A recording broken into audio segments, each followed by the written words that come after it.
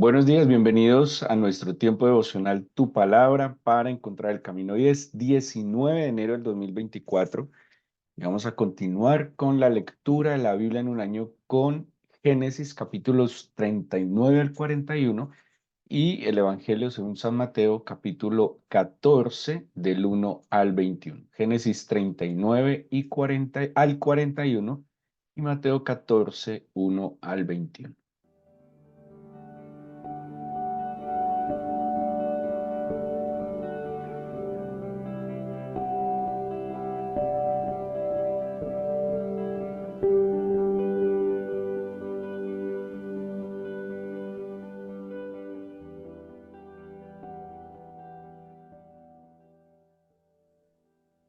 Y los invito a que nos ubiquemos en el libro de Génesis y hablando del fruto, hablando de fructificar. Vamos a ver la historia de un hombre muy particular. Estamos hablando de José, cuyo nombre quiere decir, es Joseph en hebreo, cuyo nombre quiere decir el añade o añadido o añadir. Es un hombre que tuvo condiciones muy adversas y que nos da un excelente ejemplo de cómo es posible fructificar a pesar de tener muchísimas cosas en contra. Solo el momento de él cuando nace perdón, solo el hecho de quedar incluso huérfano de madre siendo muy joven, siendo muy pequeño. Acordémonos que su madre muere cuando tiene a su hermanito Benjamín y, y él queda huérfano, podríamos decirlo, casi niño, ¿sí? No solo eso, que queda huérfano mi niño, sino que además no era querido por sus hermanos. Bueno, tenía una familia un poco compleja. Acordémonos que José tuvo dos esposas por perdón, Jacob tuvo dos esposas por los engaños de su suegro. Cada esposa tenía una esclava. Él tuvo hijos de sus dos esposas, de sus dos esclavas. Eran 13 hijos. Ahora imagínense pues todas las situaciones que vivieron, que la Biblia misma nos está contando. Había envidias, había intrigas, había peleas, había discusiones, había engaños. Bueno, era un ambiente, no era un ambiente familiar muy apropiado, muy sano que podamos identificar. Y José, pues tuvo muchísimas adversidades, pero quisiera empezar desde la profecía que da su padre Jacob en el capítulo 49 de Génesis sobre José. Acordémonos que Jacob cuando va a morir llama a sus hijos y a cada uno les da una bendición, pero esta bendición es una bendición que más bien tiene que ver con una profecía y les dice lo que vendrá, ¿sí? Lo que vendrá para ustedes, para sus descendientes. Pero respecto a José, dice el capítulo 49 de Génesis, versículo 22, dice, rama fructífera es José, rama fructífera junto a una fuente, cuyos vástagos se extienden sobre el muro. José es de los menores, el menor, el último de todos es Benjamín. Benjamín quiere decir hijo de mi derecha, hijo de mi diestra. Y José es el penúltimo. Ambos, Benjamín y José, los menores, son hijos de Rebeca, que era la esposa amada de Jacob. Y, y bendiciendo a José le dice, tú eres una rama fructífera, a propósito del fruto. Pero dice y aclara, como dice el Salmo 1, rama fructífera junto a una fuente. ¿Sí? ¿Se acuerdan que el Salmo 1 y también el mismo texto de Apocalipsis que estamos estudiando, cuando habla que junto a las aguas vivas, junto a un río, había un árbol que daba su fruto en su tiempo? Asimismo, el Salmo 1 dice, bienaventurado el varón que no anduvo en consejo de mal, y dice, será, y la comparación es, será como árbol plantado junto a corrientes de agua. Asimismo, cuando Jacob bendice a José, dice, tú eres una rama fructífera, tú eres un árbol fructífero, porque estás junto a una fuente. Y vamos a ver en la Biblia cuál es esa fuente a la cual o de la cual se está abrevando José. ¿Cuál era esa fuente de bendición? Porque sin duda alguna, José le hace claro honor a su nombre. Él añade, donde José estaba, las cosas crecían, se añadían, se multiplicaban. ¿Por qué? Porque era fructífero a pesar de su juventud. Porque era fructífero a pesar de las adversidades, de las dificultades, porque estaba junto a una fuente. Ahí estaba el secreto de la bendición, ahí estaba el secreto de la plenitud de José. Y José no solo era un hombre bendito, sino que era un hombre que llevaba bendición. Es que el que fructifica, el que verdaderamente es fructífero en la vida, no solo se beneficia a sí mismo, sino que sus frutos benefician a los que están a su lado y a muchos. Acordémonos cuando estudiábamos al final del año pasado, en nuestro último culto, cuando hablábamos que fruto tiene que ver también con la cosecha del final de los tiempos, así que nosotros, la vida nuestra, debe ser un fruto agradable al Padre, ¿sí? Dice, verá el fruto de su aflicción y quedará satisfecho, dice el libro de Isaías. Así que nosotros somos el fruto, el resultado de la obra redentora por sufrimiento de nuestro Señor Jesucristo. Estamos llamados a ser personas fructíferas, productivas, benditas, bendecidas con la bendición. ¿Se acuerdan que estudiamos en Efesios? Benditos con toda bendición espiritual en los lugares celestiales en Cristo Jesús. Y aquel que es bendito con la bendición del Eterno ha de ser bendición para otros. Eso es José, el penúltimo de los hijos, el huérfano, el rechazado por sus padres, el vendido como esclavo, aquel que fue abusado, porque José era un joven que fue acosado sexualmente. Además de ser acosado sexualmente, fue juzgado y condenado injustamente, fue olvidado. Mire, todas estas condiciones era para que José no sé, se muriera, se suicidara, se fuera en contra del Señor, se quejara, maldijera, pero de ninguna manera, porque es una rama fructífera junto a la fuente. Entonces, vemos que todas las condiciones de José era muy joven, todas las condiciones estaban en contra de José, todo estaba como determinado para que fuese un fracasado, para que fuese un arruinado, para que fuera un hombre infértil, improductivo, para que nada de lo que emprendiera le fuera bien, ¿sí? Para que en nada le salieran las cosas bien. Pero José tenía cosas y un secreto, que es lo que dijo su padre en el capítulo 49. José aprendió a vivir junto a la fuente. Y ubiquémonos en el capítulo 39. Ya sabemos que José tenía 17 años cuando es vendido a los ismaelitas que lo llevan a Egipto. Lo compra un capitán del ejército de Faraón llamado Potifar, y miren lo que dice el capítulo 39 del libro de Génesis. Llevado pues José a Egipto, Potifar, oficial de Faraón, capitán de la guardia, varón egipcio, lo compró a los ismaelitas que lo habían llevado allí.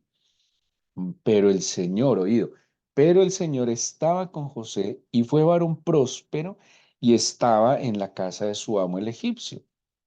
Y vio su amo que el Señor estaba con él y que todo lo que él hacía, el Señor lo hacía prosperar en su mano.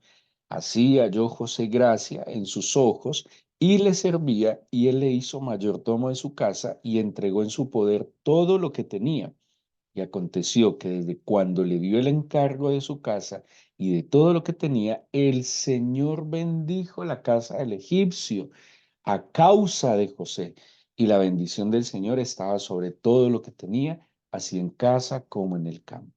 Y dejó todo lo que tenía en mano de José. Mire, todo lo que tenía lo puso en mano de José, y con él no se preocupaba de cosa alguna, sino del pan que comía, y era José de hermoso semblante y bella presencia. Un muchacho, pero ahora, dice que el Señor estaba con José. Pero ¿por qué el Señor estaba con José? Porque José estaba junto a la fuente, porque José estaba con el Señor. Estén seguros que el Señor no va a estar con alguien que no le busca. El Señor no va a estar con alguien que no le entrega su corazón. El Señor no va a estar con alguien que está en pecado. El Señor no va a estar con alguien que no le prefiere. El Señor está con aquel que le busca. Y José seguramente, imagínense todo lo que vivió José, estirado a una cisterna, maltratado, humillado, luego vendido, es que era un jovencito de 17 años, pero imagínense qué oraría José durante todo ese tiempo, esperando en el Señor, confiando en el Señor. Y esto fue lo que hizo que José fuera un muchacho confiable. Miren, hoy en día hoy en día no, siempre a las personas que se hacen confiables. Hay que hacerse confiable. ¿Qué implica hacerse confiable? Prudencia, diligencia, rectitud, valentía, ¿sí? Y José mostraba todas estas virtudes que seguramente ¿de quién las aprendió? Pues del Señor. Sí, José era un hombre y en eso pienso yo que tuvo que ver la buena influencia de los pocos años que estuvo cerca de su papá, conoció a un papá convertido. Bueno, esta es esta sí es una ventaja de José. A los hermanos mayores les tocó a un papá en medio de los engaños, en medio de estas cosas. A José le tocó ver la conversión de su papá. José de niño seguramente vio a su papá en sus engaños y tretas con su abuelito Labán, pero José vio cuando el papá Jacob va a Peniel, lucha con el Señor, vence, es transformado y ve a un hombre renovado. Eso también tuvo que haber sido muy especial para José, ver la transformación de su padre. José entonces, un muchacho que rompe los esquemas de lo que sería un muchacho hoy seguramente, esforzado, diligente, espiritual. Es que estamos hablando de un joven espiritual. No estamos hablando de un hombre simplemente talentoso o un muchacho que hoy en día todos los muchachos quieren ser emprendedores con los menores esfuerzos, emprendedores sin estudiar, sin capacitarse, sin ser diligentes, quieren ser emprendedores y ganar un montón de dinero sentados al frente de un computador o de un celular. No, José era un hombre diligente, trabajador, esforzado, pero de nuevo, sobre todo, estaba en la fuente. El Señor estaba con él. Y cuando el Señor es como el mejor socio que yo puedo tener en cualquier área de mi vida, en mi vida emocional, en mi vida de pareja, con mi esposa, como padre, en mi vida como empresario o como empleado o como funcionario, en mi vida como ciudadano, en todos los escenarios de mi vida, el mejor socio que yo puedo tener es el Señor. El mejor socio al cual yo le daría la gloria, porque ¿quién es el que tiene todo el poder, el capital, las capacidades, la sabiduría? El Señor. Como el Señor estaba, o José decidió ampararse bajo la sombra del Omnipotente, bajo sus alas protectoras, ¿qué hacía el Señor? Pues lo amparaba, estaba respaldando. Es una expresión muy importante. En José se ve respaldo del Señor. ¿En qué vemos el respaldo del Señor? En que lo prospera, en que le va bien en lo que hace y que por lo que él hace, los demás también prosperan, descansan y son bendecidos. Eso vio Potifar. Potifar confiaba en ese muchacho. Potifar confiaba en la rectitud de ese muchacho. Potifar, y a mí me parece sorprendente, identificó el Dios de este muchacho. Tanto así que cuando él es víctima del acoso de la esposa de Potifar, que literalmente intentó abusar sexualmente de él, era para matar a José, ¿sí? Lo que hizo José era para que lo matara, es que era un esclavo intentando acceder a su esposa. Esa fue la historia de su esposa.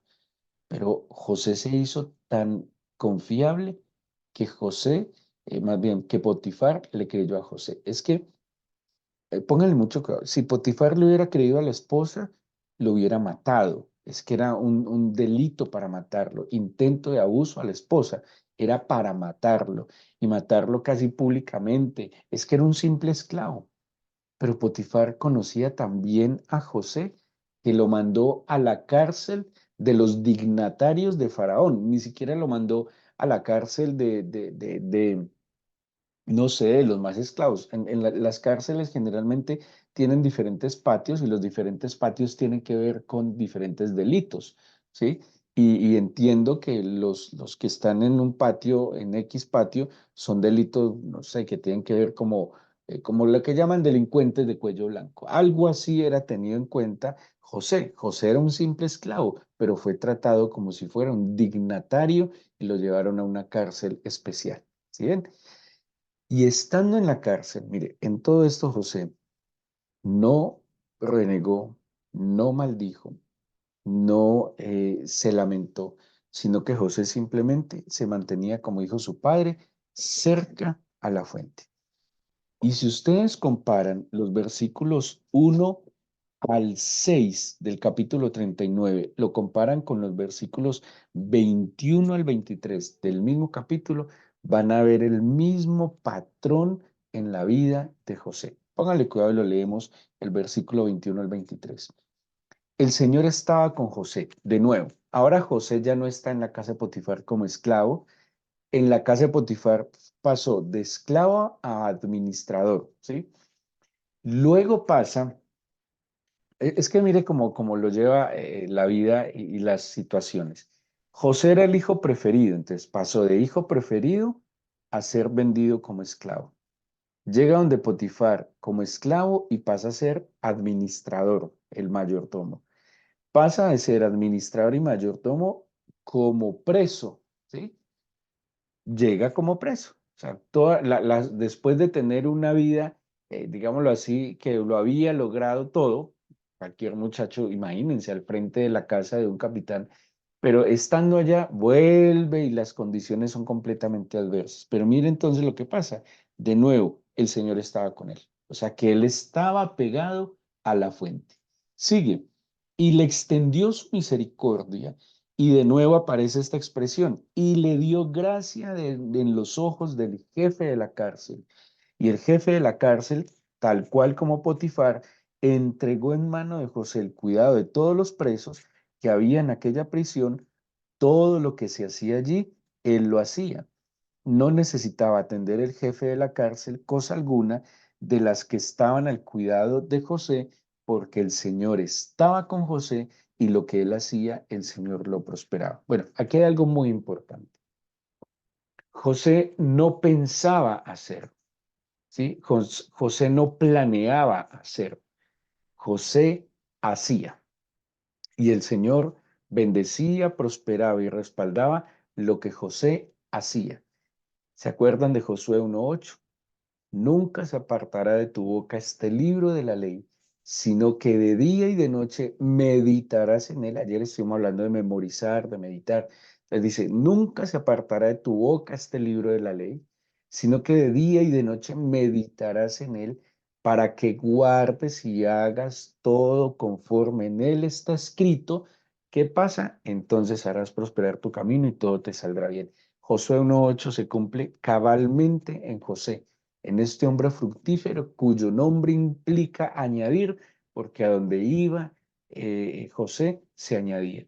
José en su nombre cumple lo que el Señor Jesucristo dijo, mas buscad primeramente el reino de Dios y su justicia, y todas estas cosas os serán añadidas. José solo se preocupaba por estar junto a la fuente, y el estar junto a la fuente garantizaba que él, como rama fructífera, iba a dar un fruto que beneficiaría no solo su propia vida, sino a los que le rodeaban, incluso a su familia, la cual va a salvar como resultado pues, de su labor y de su gestión. Era un hombre que actuaba, no era un hombre pasivo. Él no estaba esperando que el Señor hiciera, no, él hacía de la mano del Señor. Y de nuevo lo colocan en un lugar de dignidad. Podríamos decir algo así que José tenía las llaves de la cárcel, ¿sí? Todo lo ponían en sus manos, porque José hacía. O sea, José no andaba de lindo con mensajitos, con demagogia, no. José hacía y el Señor prosperaba y bendecía todo lo que él hacía. ¿Qué pasa luego con José? Es olvidado. Allí está el copero, el panadero, interpreta sus sueños. Se olvidan de José pero el Señor nunca se olvida, nunca. El Señor nunca se olvida de aquel que se asocia con Él. El Señor nunca se olvida de aquel que decide ponerlo a Él como su mejor parte, como su prioridad, como su fundamento, como la fuente de su vida. Y eso hizo José. José lo colocó a él como lo más importante, como dice el Salmo, como el asunto preferente de su alegría, como el asunto prioritario de su vida. Y al hacerlo, pues el Señor también se la juega por alguien así. Estando entonces José en la cárcel, aparece el capítulo 41, aparece Faraón. Y Faraón tiene un sueño, sabemos este sueño famoso de las vacas, de las espigas, y no había hombre que pudiera interpretar ese sueño. Pero el Señor es oportuno, mire, nosotros creemos que el Señor se olvida de las cosas, no, el Señor todo lo tiene presente y el Señor sabe en qué momento va a usar ese, ese recurso especial que tiene para cada uno de nosotros. José tenía un recurso guardado en la memoria del copero. El copero aparentemente se olvidó de José, pero se acordó en el momento más oportuno y es cuando Faraón está buscando quién interpreta su sueño, ¿sí? Dice la Biblia que el copero, cuando estaban buscando quién interpretaba el sueño de José, el copero se acordó de aquel muchacho que le interpretó el sueño y dijo, bueno, yo conozco a alguien que sabe, que conoce los sueños, que el espíritu de los dioses está con él y que él me interpretó. Entonces Faraón dijo, bueno, tráiganlo entonces. José entonces en el capítulo 41 interpreta el sueño de Faraón, que ya todos lo conocen, seguramente ustedes lo van a leer o ya lo leyeron en su devocional, pero quiero centrarme en el patrón que les mencioné ahora, en el versículo 37 del capítulo 41 de Génesis. El asunto pareció bien a Faraón y a sus siervos. Ya aquí José interpretó, José le dio la solución a Faraón. Este es otro concepto muy interesante. José era un hombre de soluciones, no era un hombre de problemas. Hasta el lenguaje de José era diferente. La gente paga, ¿sí? Las empresas pagan por soluciones. Soluciones, no problemas, no dificultades. Tan bueno, tan agradable, digámoslo así, de tanto alivio cuando uno escucha palabras o expresiones en la gente en soluciones, no en problemas. Hay personas que siempre ven dificultades, adversidades, problemas, lo que no se puede, lo que falta, siempre está viendo el problema, pero tan bueno y tan agradable y tan como de tanto refrigerio, aquellas personas que siempre están buscando y encontrando una solución. Eso es José. José siempre estaba dando una solución y por eso le iba bien, porque no era parte del problema, sino que contribuía a la respuesta, a la solución. Y José le plantea no solo el problema a Faraón como diagnóstico, ¿sí? No se queda en el diagnóstico, no se queda en el problema, sino que dice, vamos hacia adelante, esto es lo que usted debe hacer, esta es la solución. ¿Cuál es la respuesta de Faraón? Versículo 37. El asunto pareció bien a Faraón y a sus siervos, y dijo Faraón a sus siervos, ¿acaso hallaremos a otro hombre como este en quien esté el Espíritu de Dios? Y dijo Faraón a José, pues que Dios te ha hecho saber todo esto, no hay entendido ni sabio como tú. Tú estarás sobre mi casa, y por tu palabra se gobernará todo mi pueblo. Solamente en el trono seré yo mayor que tú. Dijo además Faraón a José, he aquí yo te he puesto sobre toda la tierra de Egipto. Entonces Faraón quitó su anillo. Esto es importantísimo.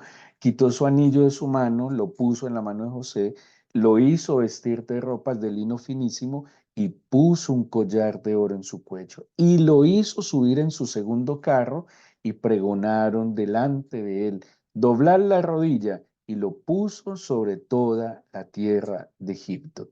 44. Dice, y dijo Faraón a José, yo soy Faraón, y sin ti ninguno alzará su mano ni su pie en todo Egipto. Y llamó Faraón el nombre de José, Safnat Panea, y le dio por mujer a Senat, hija de Potifera, sacerdote de On, y salió José por toda la tierra de Egipto. ¿Cuántos años tenía José? 30 años cuando fue presentado delante de Faraón. 17 cuando lo venden, 13 años después de pasar todo lo que les mencioné, el Señor lo coloca nada más y nada menos como una especie de primer ministro de la gran potencia mundial de la época. Es impresionante. El esclavo, el jovencito, el rechazado, el huerfanito, el vendido, el acosado, el injuriado, el condenado injustamente, el olvidado, llegó a ser el hombre más poderoso del mundo conocido. Se cumple entonces que José sería una rama fructífera, pero ¿por qué? Porque estaba junto a la fuente. Un bendito, un bendecido con toda bendición espiritual en Cristo, ¿sí? ¿Para qué? Para ser tendido. Esto suena como un poco anacrónico, decir en Cristo en la época de José, pero es que el Señor es eterno, o sea, el Señor Jesús no solo existe en el Nuevo Testamento, es eterno. El Señor estaba con José, ¿sí? Y, y es un ejemplo extraordinario. Y no importa ni la edad, no importa ni la adversidad, no importa de ninguna manera todo lo que se pudiera pasar, lo que tenemos que garantizar es que estemos junto a la fuente. Esa debe ser nuestra prioridad, nuestro esfuerzo, que estemos junto a la fuente. Lo demás vendrá. El fruto es algo que se da de manera natural. No nos quebremos el lomo por el fruto, quebrémonos el lomo por estar en la fuente. Que estemos bien alimentados, que estemos bien fortalecidos. Confiemos en que el Señor traerá su lluvia oportuna, si es tardía, si es temprana. Confiemos en que el Señor nos dará buena semilla para sembrar y confiemos y trabajemos de la mano del Señor para que la tierra sea lo más fértil posible. No nos cansemos de hacer el bien, aconseja el Señor. No nos cansemos de hacer el bien, que a su tiempo siempre habrá recompensa. Hay que ser pacientes y la paciencia es una virtud que estudiábamos en el culto pasado. Es una virtud que necesitamos desarrollar. Pacientemente esperé al Señor y Él se inclinó hacia mí. En José vemos un hombre muy paciente que esperó y confió en el tiempo del Señor. Fueron 13 años, tampoco fueron, y todos los 13 años no fueron los más horribles de la vida, no. 13 años donde hubo dificultades, pero también hubo muchos beneficios. Durante esos 13 años no sabemos exactamente, pero pasó un tiempo como administrador en la casa de Potifar. Durante esos 13 años estuvo en la cárcel, pero era el hombre de confianza, vivía bien, tenía beneficios en la cárcel. 13 años que seguramente hubo contradicción, pero también hubo mucha bendición y prosperidad. El secreto, Salmo 1: estemos junto a la fuente. Vamos a orar y vamos a darle gracias al Señor y entregarle este día a través de nuestra oración.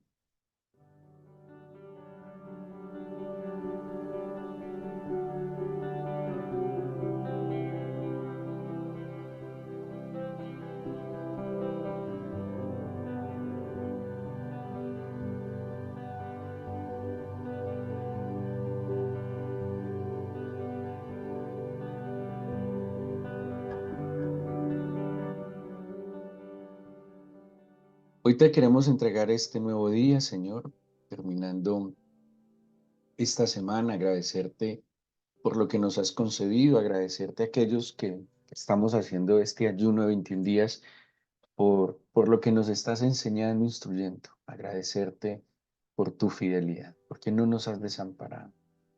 Agradecerte por tu palabra, que es esa lámpara que ilumina nuestro camino, para que de tu mano, Señor, como prometes, todo lo que emprendamos salga de la manera que debe salir.